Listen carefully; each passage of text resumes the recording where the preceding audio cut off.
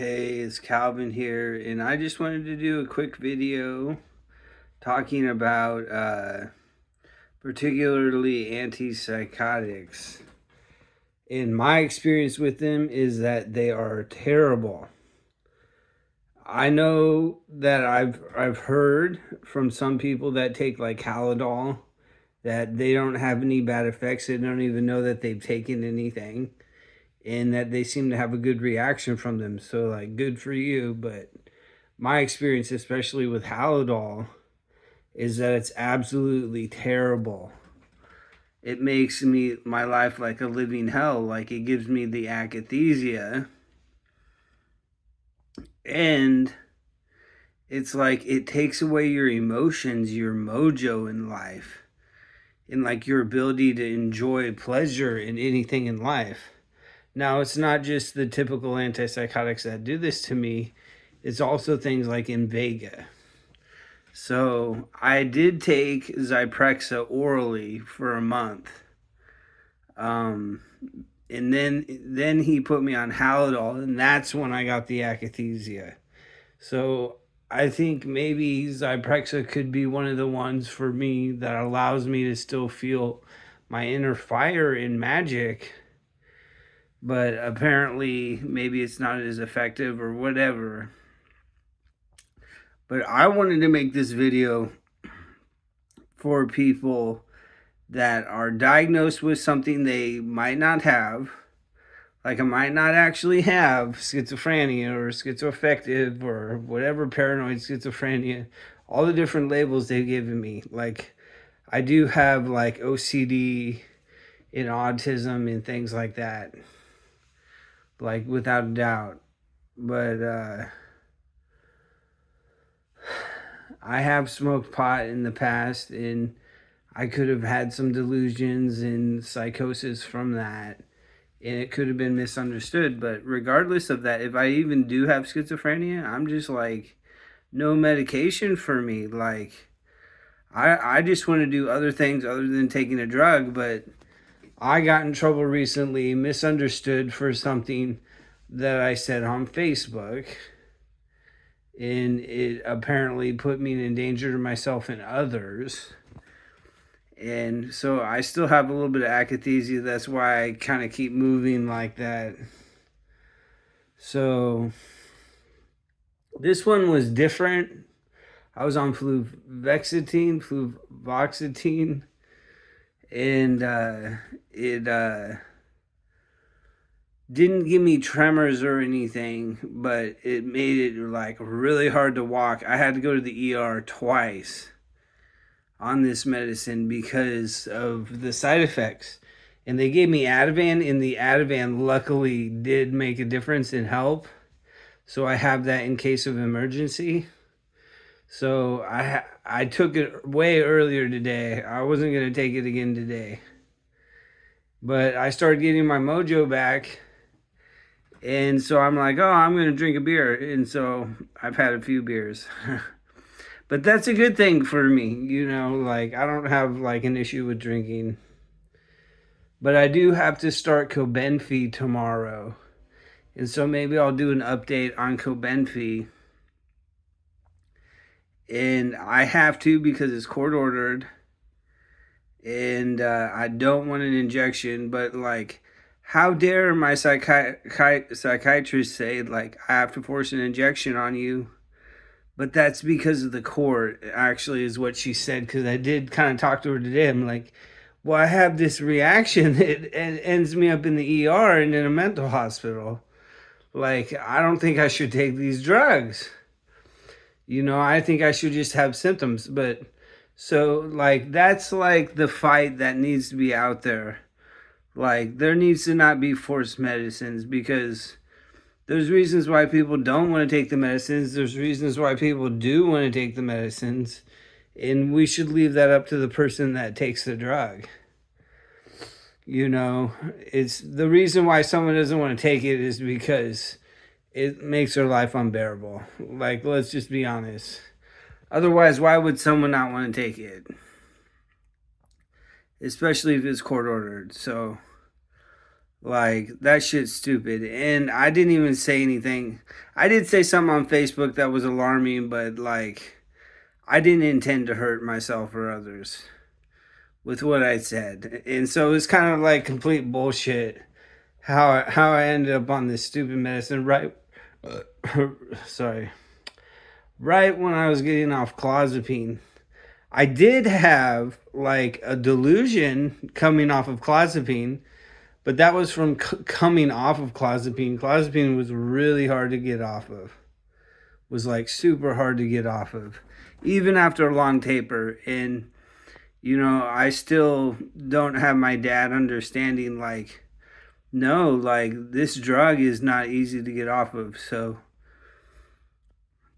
even if you do a long taper, even if you don't even have psychosis, or if you're just prone to psychosis for marijuana, or if you do have schizophrenia, getting off clozapine, you're probably gonna have some sort of issue. I don't want it to scare anybody, because it didn't scare me, but I handled it pretty well because I started feeling good. I finally started feeling good, but it wasn't like I felt really bad on clozapine. The only bad thing that I felt was like every time that I took it, it made me feel like shit. But it didn't last for very long, and I slept for a long time, and I kind of like that about it. And it did make me gain some weight and have like, it made me pre-diabetic. Like, so clozapine is pretty bad. These drugs are pretty freaking bad. I wish I wasn't ever put on these drugs. So I've been on drugs since I've been 8 years old for like OCD and whatever, and ADD,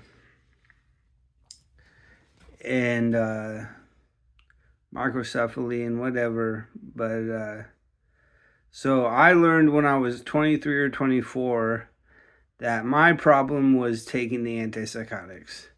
Ever since then, it's been a battle trying to get me back on antipsychotics, but that's my problem, is the antipsychotics. So if I have another problem, like whatever, let it be a problem. Antipsychotics are bad. Like, they're just like the devil to me. They're terrible. Like, I cannot freaking stand antipsychotics. They take away my mojo, my energy for life. They make me restless. I like, every time I lay down, I had to get right back up. And then I'd go to the bathroom or I'd drink water. Like, and it got so bad that I went to the ER twice just on this last medicine. So one time when I was on the Haldol, I was in jail. That was fucking terrible because they don't fucking give a shit about you in there. And the psych doctors in jail are fucking bad, Maybe not every, maybe they're pretty good in some jails, and because I don't want to talk shit about jail, because jail can be pretty good for a lot of people. I like being in jail. If I wasn't on an antipsychotic, I didn't mind being in jail because I could do my spiritual practice. I can meditate. People bring you food every day. It's structured. I wouldn't complain about that. The only thing that I can complain about is the psych drugs. And the psych drugs are like my biggest enemy. So if we could get people off of psych drugs, and some people that don't even know it. I didn't even know I had akathesia on the psych drug for so long because I wasn't educated. Like, doctors and patients aren't educated. Like, why do I have this issue? Let me lay down and see if this helps. Like, why was I not educated, about akathesia? Because I was suicidal from it at times, and it would give me pure OCD suicidal thoughts and thoughts of hurting other people. So it's like, it gives me homicidal and suicidal thoughts like the antipsychotics do in the pure OCD form. But this last time, it gave me thoughts of wanting to hurt other people. because I didn't feel very good from the akathesia, and it gave me thoughts of wanting to kill myself. So that's why I went to the hospital, because like I'm not wanting to kill myself, like I'm just wanting relief from this pain. It's like this weird type of pain. And they gave me Ativan, and that actually did seem to help a lot. They gave me 1 milligram. It took like 1 milligram of Ativan for me to feel okay. I guess I wouldn't say that I still even felt okay, but it was bearable enough that like, but I had an injection, and the injection is due in like 2 days. And I feel like I'm finally starting to get my magic back of life in my mojo. And I'm someone that practices Tibetan Buddhism. So like for me, it's all about that energy and about that magic and about bodhicitta, about love and compassion, and that being like the magic that you feel in the Holy Spirit. So like for me, a medicine that takes away my religion, because it does. I wasn't practicing my religion on clozapine. I guess I was. I was doing a lot of throat singing, but the clozapine did some weird shit to my legs and like did do some weird stuff. If that was even clozapine, because I kept going in and out, and I almost, maybe I like created a type of delusion about this. Like, why do I feel this way? Why do my legs feel this way? Is this a wrathful deity? And it's like, I can't make the correct judgment with my religion, my religious practices, because of these drugs. So I'm very like anti-drugs, but I have seen, like I said, how some people respond like normally to these drugs, but like me, like this shit's a living hell. But I feel happy enough to make this video, and I feel pretty chill. Like I'm able to relax, and like it gives me like a sexual dysfunction. Like my dingling like feels freaking numb. And I can't feel it's like it's rubber. And I think that might be because my prolactin levels are through the roof. Because have a history of high prolactin levels, so somebody needs to do something about this, about forced medicines, because people, even if you have a severe mental illness, you shouldn't be forced on medicines. You really shouldn't. So I'm drinking Foster's tonight. That's not normally my choice of beer. I'm a home brewer. Kind of changed the chord of things.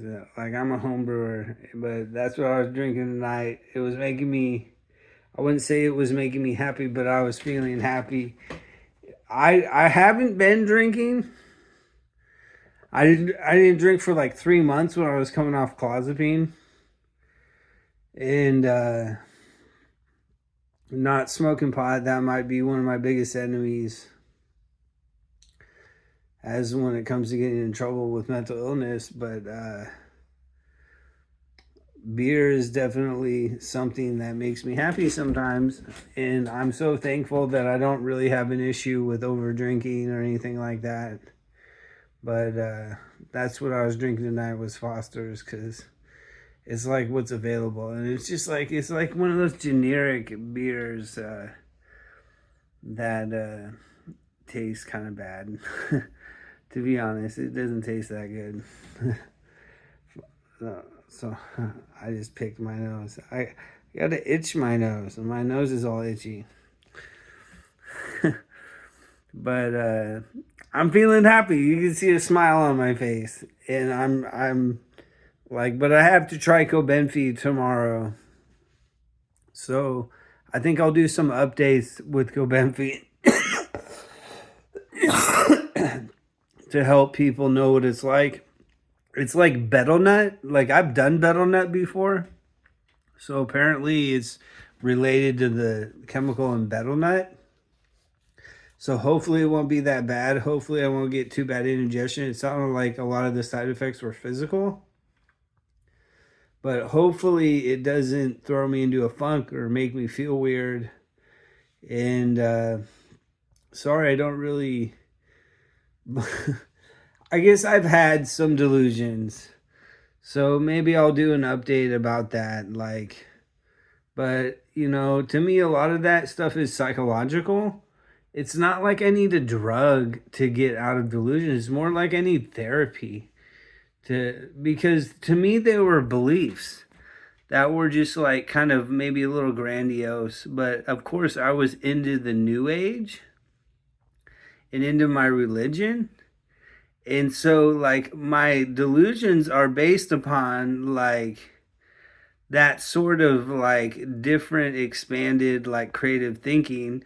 So it's like when I see like it for how it is, I'm like, oh, okay, whatever, that's a delusion. That's how it is for anyone because everyone like gets delusions all the time about things. But when it's disproven, then it's not like a delusional disorder. It's just like when it's disproven to you and you don't believe it, then it's a delusional disorder. So that's kind of my thing. Cal Forever here. Thanks for listening. Peace. Rock on. Wherever you are, I hope you're doing well. From my heart to yours. If you're having issues with psych drugs, you got to get off of them.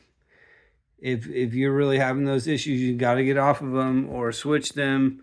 But probably you're someone that needs to not be on the drugs, and some people need to not be on them, to be honest. And that might be a lot more people, if not everyone. I don't want anyone to be on psych drugs. Like, I'm so against them, but that's just me. Anyways, Cal Forever here. Peace.